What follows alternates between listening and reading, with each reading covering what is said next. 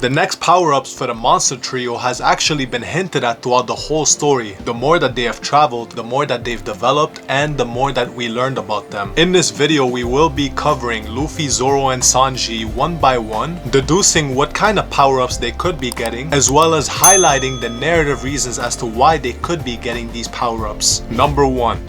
Monkey D. Luffy. Now Luffy just finished the Wano arc where he awakened his Devil Fruit, got Advanced Conqueror's Haki, Advanced Armament Haki, right after acquiring Advanced Observation Haki back in Whole Cake. So now he's got the full set. Where else could he go from here? Now as explained by Kaido, in order to get to the top, you have to be proficient in Haki. So Luffy is probably gonna have to strengthen his Haki even more. And the clues that indicate that is that he's gonna have to fight Blackbeard in the future. Now Blackbeard's Yami Yami no Mi powers nullify the opponent's Devil Fruit powers. That means that whenever Luffy has to fight him, he has to solely rely on his Haki, as his Devil Fruit is gonna be completely nullified. So what kind of Haki power-ups could Luffy be getting? Well, look back at the end of Wano. We saw Shanks with ridiculous output of Conqueror's Haki. He was shooting his Conquerors from outside the country and hitting an admiral, making him scream. So those were seeds planted by Oda hinted at greater heights for the power system. So higher levels of Haki are guaranteed. In regards to his Devil Fruit, the possibilities are endless because his power is literally imagination. He can make anything that he imagines happen, affecting himself as well as his immediate surroundings. He can imagine anything, create anything, or just manifest it. Literally cartoon powers. So combine that with the highest levels of Haki and he'll just be unstoppable. Worthy of the King of the Pirates. Number 2. Roronoa Zoro. In terms of future power-ups, it's actually pretty simple. He just got Enma, he just got Advanced Conqueror's Haki, as well as Advanced Armament Haki. The only way forward is to gain Advanced Observation Haki, perhaps Future Sight, or maybe another pathway of observation, if one does exist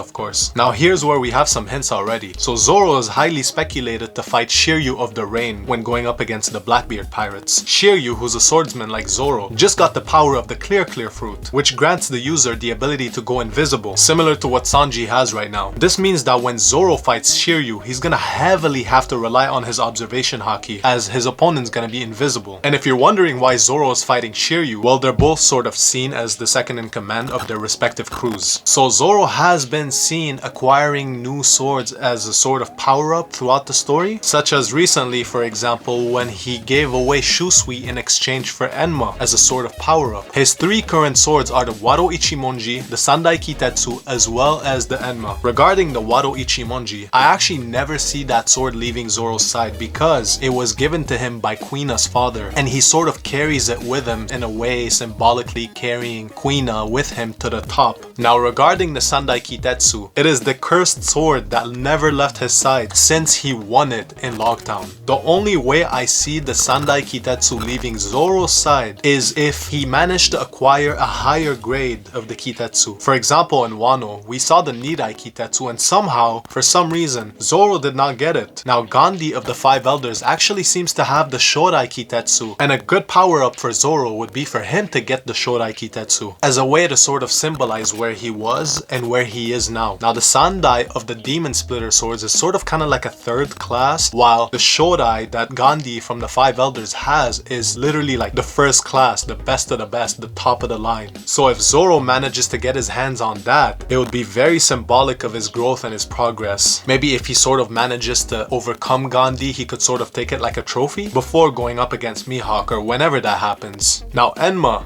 Enma. So it was given to him in Wano. It was one of 2 swords left behind by Oden. Enma was given to Hiyori, who then gave it to Zoro. I could see Zoro replacing Enma because the Wado Ichimonji is Kuina, the Sandai Kitetsu is his cursed sword representing his cursed self, while the Enma is sort of there. I mean, he carries the will of Oden, but now he's outside of Wano, so why does that matter? This is why Enma is sort of the weakest sword out of the 3 that I can see easily replaceable. I know this is controversial because people love Enma, it's the strongest one out of his 3 swords, but narratively speaking, it is the one that is least symbolic to Zoro himself. So in summary for Zoro, advanced observation to counter Shiryu, as well as a new sword, whether it's Shodai Kitetsu or a replacement for Enma. Number 3, Vinsmoke Sanji. Now we're barely scratching the surface with Sanji, but this one will be quick. His main power up back in Eni's lobby was Diable Jambe, then he gained armament and observation haki haki in the time skip. On top of that, he gains the ability to fly through skywalking, only to find the raid suit in his hands, which makes him extra durable, allows him to fly at supersonic speeds, and gives him extra strength, of course. And now here we are, post Wano. Sanji got rid of the raid suit, he destroyed it. His body started awakening his Germa modifications, which are basically all of the raid suit powers built into his body. So he has extreme durability. He's able to move so fast that he literally goes invisible and is unable to be perceived by observation haki. In addition to the exoskeleton, his flames are so hot now that they are blue, and further hints are being dropped that his modifications are of Lunarian origin.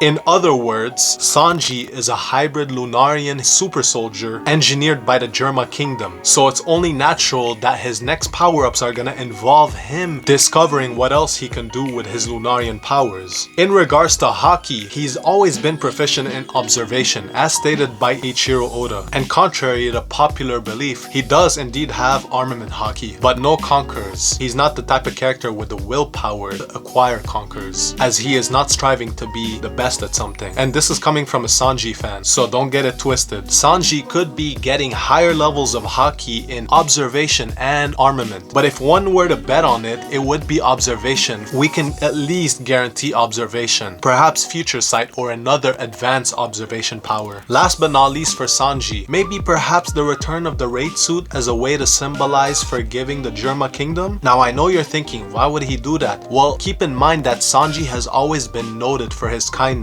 So a natural way to showcase that kindness would be for him to find it in himself to forgive the Germa Kingdom for what they've done to him, and in return accept the raid suit and lead Germa towards a better future. So in summary for Sanji, advanced observation, more Lunarian shenanigans, and potentially acquiring the raid suit again. Anyways, let me know which power-ups you think are plausible, and drop down some ideas in the comment section below discussing your ideas for potential power-ups for the monster trio. Thank you for watching, like, share, and subscribe, and have a good one.